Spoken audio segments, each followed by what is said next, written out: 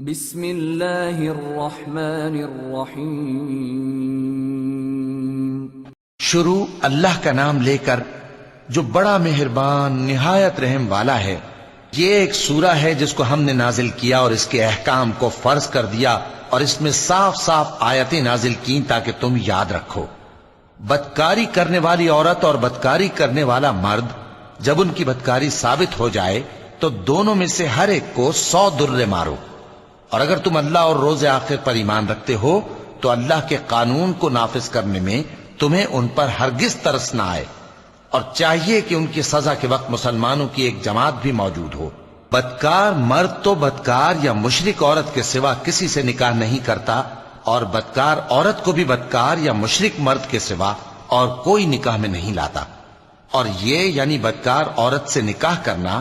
مومنوں پر حرام ہے۔ اور جو لوگ پرہیزگار عورتوں کو بدکاری کا عیب لگائیں اور اس پر 4 گواہ نہ لائیں تو ان کو 80 درے مارو، اور کبھی ان کی شہادت قبول نہ کرو، اور یہی بد کردار ہیں۔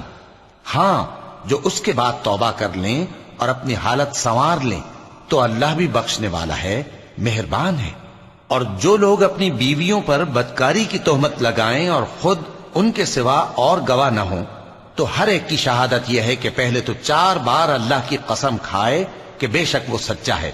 اور 5ویں بار یہ کہے کہ اگر وہ جھوٹا ہو تو اس پر اللہ کی لعنت۔ اور عورت سے سزا کو یہ بات ٹال سکتی ہے کہ وہ پہلے 4 بار اللہ کی قسم کھائے کہ بے شک یہ جھوٹا ہے، اور 5ویں دفعہ یوں کہے کہ اگر یہ سچا ہو تو مجھ پر اللہ کا غضب نازل ہو۔ اور اگر تم پر اللہ کا فضل اور اس کی مہربانی نہ ہوتی تو بہت سی خرابیاں پیدا ہو جاتی۔ اور یہ کہ اللہ توبہ قبول کرنے والا ہے، حکیم ہے۔ جن لوگوں نے یہ بہتان باندھا ہے وہ تمہیں میں سے ایک جماعت ہے، اس کو اپنے حق میں برا نہ سمجھنا، بلکہ وہ تمہارے لیے اچھا ہے۔ ان میں سے جس شخص نے گناہ کا جتنا حصہ لیا اس کے لیے اتنا وبال ہے،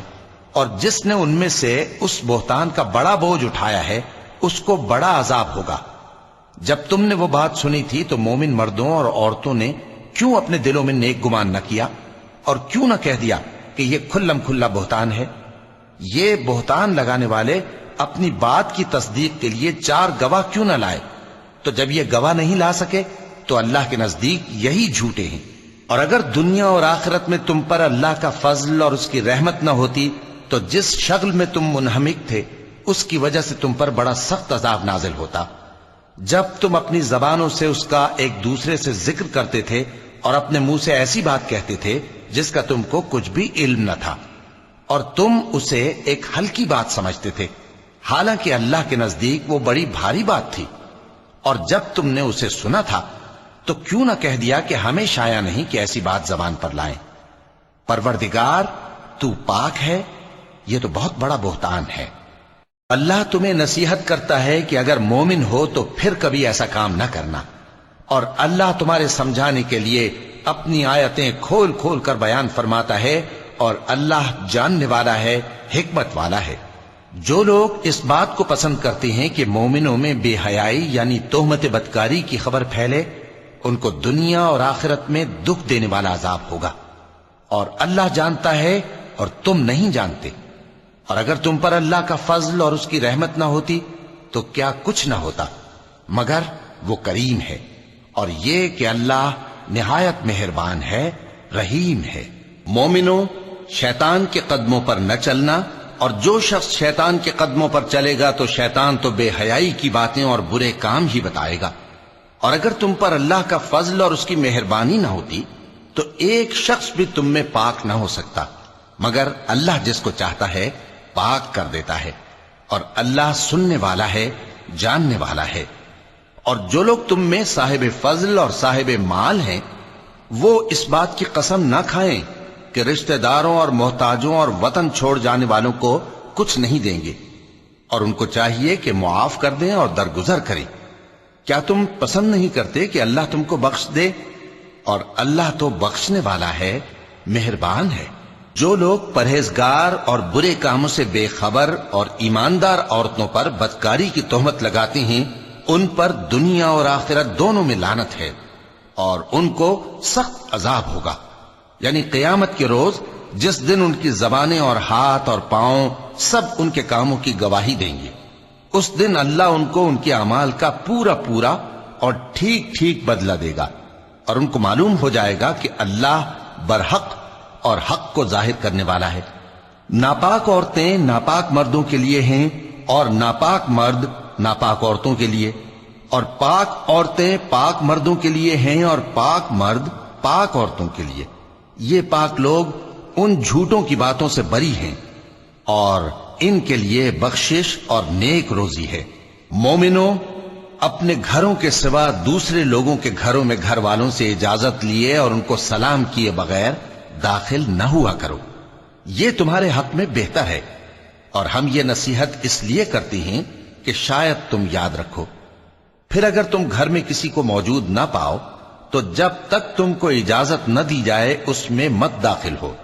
اور اگر یہ کہا جائے کہ اس وقت لوٹ جاؤ تو لوٹ جایا کرو، یہ تمہارے لیے بڑی پاکیزگی کی بات ہے، اور جو کام تم کرتے ہو اللہ سب جانتا ہے۔ ہاں،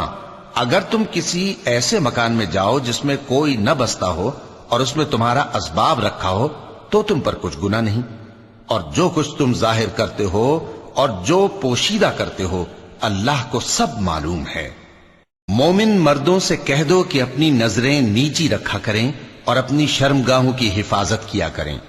یہ ان کے لیے بڑی پاکیزگی کی بات ہے، اور جو کام یہ کرتے ہیں اللہ ان سے خبردار ہے۔ اور مومن عورتوں سے کہہ دو کہ وہ بھی اپنی نگاہیں نیچی رکھا کریں اور اپنی شرمگاہوں کی حفاظت کیا کریں، اور اپنی آرائش یعنی زیور کے مقامات کو ظاہر نہ ہونے دیا کریں مگر جو اس میں سے کھلا رہتا ہو، اور اپنے سینوں پر اوڑھنیاں اوڑھے رہا کریں، اور اپنے خاوند اور باپ اور خسر اور بیٹوں اور خاوند کے بیٹوں اور بھائیوں اور بھتیجوں اور بھانجوں اور اپنی جیسی مومن عورتوں اور لونڈی غلاموں کے سوا نیز ان خدام کے جو عورتوں کی خواہش نہ رکھیں، یا ایسے لڑکوں کے جو عورتوں کے پردے کی چیزوں سے واقف نہ ہوں۔ غرض ان لوگوں کے سوا کسی پر اپنی زینت اور سنگھار کے مقامات کو ظاہر نہ ہونے دیں، اور اپنے پاؤں ایسے طور سے زمین پر نہ مارے کہ جھنکار کانوں میں پہنچے اور ان کا پوشیدہ زیور معلوم ہو جائے۔ اور مومنوں، سب اللہ کے آگے توبہ کرو تاکہ فلاح پاؤ، اور اپنی قوم کی بیوہ عورتوں کے نکاح کر دیا کرو، اور اپنے غلاموں اور لونڈیوں کے بھی جو نیک ہوں نکاح کر دیا کرو۔ اگر وہ مفلس ہوں گے تو اللہ ان کو اپنے فضل سے غنی کر دے گا، اور اللہ بہت وسعت والا ہے، سب کچھ جاننے والا ہے۔ اور جن کو بیاہ کا مقدور نہ ہو وہ پاک دامنی کو اختیار کیے رہیں یہاں تک کہ اللہ ان کو اپنے فضل سے غنی کر دے۔ اور جو غلام تم سے مکاتبت یعنی مال دے کر پروانہ آزادی کی تحریر چاہیں، اگر تم ان میں صلاحیت اور نیکی پاؤ تو ان سے مکاتبت کر لو، اور اللہ نے جو مال تم کو بخشا ہے اس میں سے ان کو بھی دو۔ اور اپنی باندیوں کو اگر وہ پاک دامن رہنا چاہیں تو دنیاوی زندگی کے فوائد حاصل کرنے کے لیے بدکاری پر مجبور نہ کرنا، اور جو ان کو مجبور کرے گا تو ان بیچاریوں کے مجبور کیے جانے کے بعد اللہ بخشنے والا ہے، مہربان ہے۔ اور ہم نے تمہاری طرف روشن آیتیں نازل کی ہیں، اور جو لوگ تم سے پہلے گزر چکے ہیں ان کی خبریں اور پرہیزگاروں کے لیے نصیحت۔ اللہ آسمانوں اور زمین کا نور ہے، اس کے نور کی مثال ایسی ہے کہ گویا ایک طاق ہے جس میں ایک چراغ ہے، اور چراغ ایک قندیل میں ہے،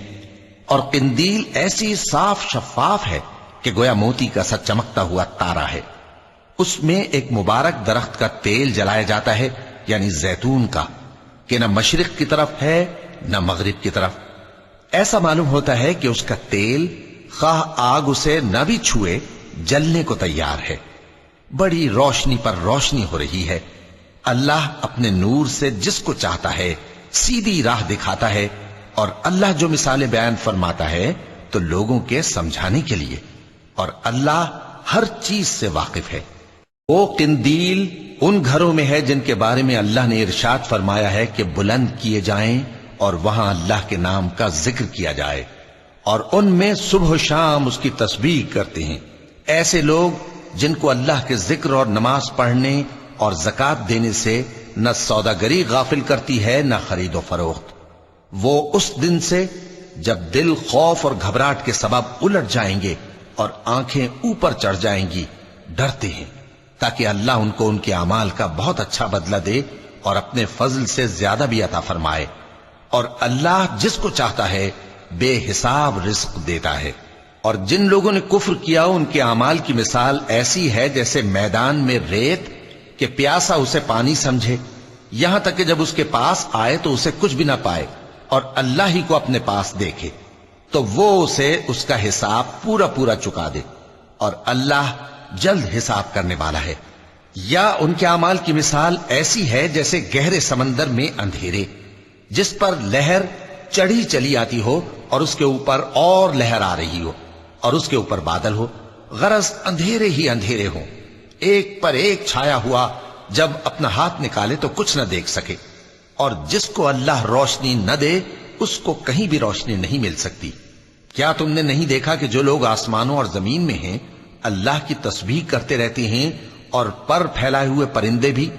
اور سب اپنی نماز اور تسبیح کے طریقے سے واقف ہیں، اور جو کچھ وہ کرتے ہیں سب اللہ کو معلوم ہے، اور آسمان اور زمین کی بادشاہی اللہ ہی کے لیے ہے اور اللہ ہی کی طرف لوٹ کر جانا ہے۔ کیا تم نے نہیں دیکھا کہ اللہ ہی بادلوں کو چلاتا ہے، پھر ان کو آپس میں ملا دیتا ہے، پھر ان کو تہ بتہ کر دیتا ہے، پھر تم دیکھتے ہو کہ بادل سے مے نکل کر برس رہا ہے، اور آسمان میں جو اولوں کے پہاڑ ہیں ان سے اولے نازل کرتا ہے، تو جس پر چاہتا ہے اس کو برسا دیتا ہے اور جس سے چاہتا ہے ہٹا رکھتا ہے، اور بادل میں جو بجلی ہوتی ہے اس کی چمک آنکھوں کو خیرہ کر کے بینائی کو اچ کے لیے جاتی ہے۔ اللہ ہی رات اور دن کو بدلتا رہتا ہے، اہل بصارت کے لیے اس میں بڑی عبرت ہے۔ اور اللہ ہی نے ہر چلنے پھرنے والے جاندار کو پانی سے پیدا کیا، تو ان میں سے بعض ایسے ہیں کہ پیٹ کے بل چلتے ہیں، اور بعض ایسے ہیں جو 2 پاؤں پر چلتے ہیں، اور بعض ایسے ہیں جو 4 پاؤں پر چلتے ہیں۔ اللہ جو چاہتا ہے پیدا کرتا ہے، بے شک اللہ ہر چیز پر قادر ہے۔ ہم ہی نے روشن آیتیں نازل کی ہیں، اور اللہ جس کو چاہتا ہے سیدھے راستے کی طرف ہدایت کرتا ہے۔ اور بعض لوگ کہتے ہیں کہ ہم اللہ پر اور رسول پر ایمان لائے اور ان کا حکم مان لیا، پھر اس کے بعد ان میں سے ایک فریق پھر جاتا ہے، اور یہ لوگ صاحب ایمان ہی نہیں ہیں، اور جب ان کو اللہ اور اس کے رسول کی طرف بلایا جاتا ہے تاکہ پیغمبر ان کا قضیہ چکا دیں، تو ان میں سے ایک فریق منہ پھیر لیتا ہے، اور اگر ان کو حق ملتا ہو تو اس کی طرف قبول کر کے چلے آتے ہیں۔ کیا ان کے دلوں میں بیماری ہے، یا یہ شک میں ہیں، یا ان کو یہ خوف ہے کہ اللہ اور اس کا رسول ان پر ظلم کریں گے؟ نہیں، بلکہ یہ خود ہی ظالم ہیں۔ مومنوں کی تو یہ بات ہے کہ جب اللہ اور اس کے رسول کی طرف بلائے جائیں تاکہ وہ ان میں فیصلہ کریں تو کہیں کہ ہم نے حکم سن لیا اور مان لیا، اور یہی لوگ فلاح پانے والے ہیں۔ اور جو شخص اللہ اور اس کے رسول کی فرما برداری کرے گا اور اس سے ڈرے گا اور اس کا تقوی اختیار کرے گا تو ایسے ہی لوگ مراد کو پہنچنے والے ہیں۔ اور یہ اللہ کی سخت سخت قسمیں کھاتے ہیں کہ اگر تم ان کو حکم دو تو سب گھروں سے نکل کھڑے ہوں۔ کہہ دو کہ قسمیں مت کھاؤ، پسندیدہ فرما برداری درکار ہے، بے شک اللہ تمہارے سب اعمال سے خبردار ہے۔ کہہ دو کہ اللہ کی فرما برداری کرو اور رسول کے حکم پر چلو، اگر منہ موڑو گے تو رسول پر اس چیز کا ادا کرنا ہے جو ان کے ذمے ہے، اور تم پر اس چیز کا ادا کرنا ہے جو تمہارے ذمے ہے، اور اگر تم ان کے فرمان پر چلو گے تو سیدھا رستہ پالو گے، اور رسول کے ذمے تو صاف صاف پہنچا دینا ہے۔ جو لوگ تم میں سے ایمان لائے اور نیک کام کرتے رہے ان سے اللہ کا وعدہ ہے کہ ان کو ملک کا حاکم بنا دے گا، جیسا ان سے پہلے لوگوں کو حاکم بنایا تھا، اور ان کے دین کو جسے اس نے ان کے لیے پسند کیا ہے مستحکم و پائیدار کرے گا، اور خوف کے بعد ان کو امن بخشے گا۔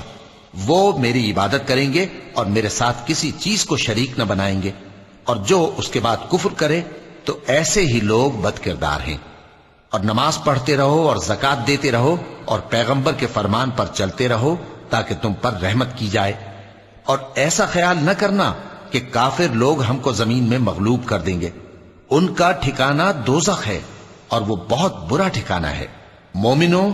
تمہارے باندی غلام اور جو بچے تم میں سے بلوغ کو نہیں پہنچے 3 دفعہ یعنی 3 اوقات میں تم سے اجازت لیا کریں، ایک تو نماز فجر سے پہلے، اور دوسرے گرمی کی دوپہر کو جب تم کپڑے اتار دیتے ہو، اور تیسرے عشاء کی نماز کے بعد۔ یہ 3 وقت تمہارے پردے کے ہیں، ان کے آگے پیچھے یعنی دوسرے وقتوں میں نہ تم پر کچھ گناہ ہے اور نہ ان پر، کہ کام کاج کے لیے ایک دوسرے کے پاس آتے رہتے ہو۔ اس طرح اللہ اپنی آیتیں کھول کھول کر بیان فرماتا ہے، اور اللہ بڑا علم والا ہے، بڑا حکمت والا ہے۔ اور جب تمہارے لڑکے بالغ ہو جائیں تو ان کو بھی اسی طرح اجازت لینی چاہیے جس طرح ان سے اگلے یعنی بڑے آدمی اجازت حاصل کرتے رہے ہیں۔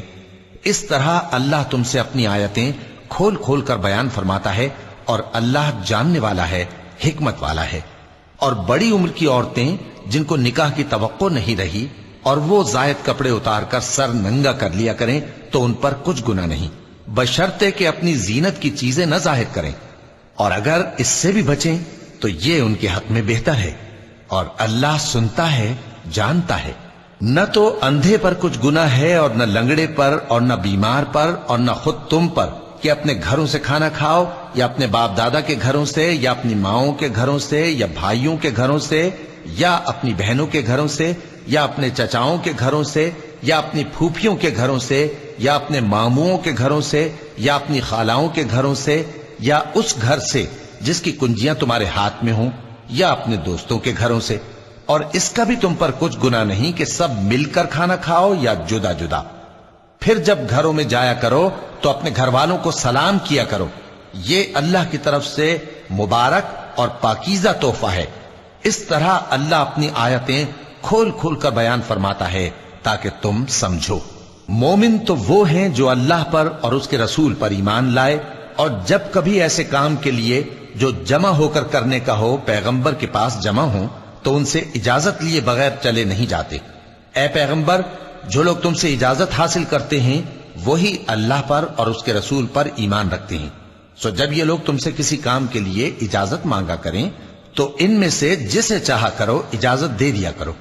اور ان کے لیے اللہ سے بخشش مانگا کرو، کچھ شک نہیں کہ اللہ بخشنے والا ہے، مہربان ہے۔ مومنو، پیغمبر کے پکارنے کو ایسا خیال نہ کرنا جیسا تم آپس میں ایک دوسرے کو پکارتے ہو۔ بے شک اللہ کو وہ لوگ معلوم ہیں جو تم میں سے آنکھ بچا کر کھسک جاتے ہیں۔ تو جو لوگ ان کے حکم کی مخالفت کرتے ہیں ان کو ڈرنا چاہیے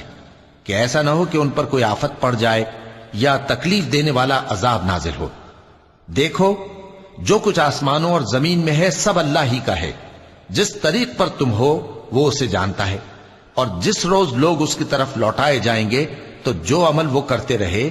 وہ ان کو بتا دے گا، اور اللہ ہر چیز سے واقف ہے۔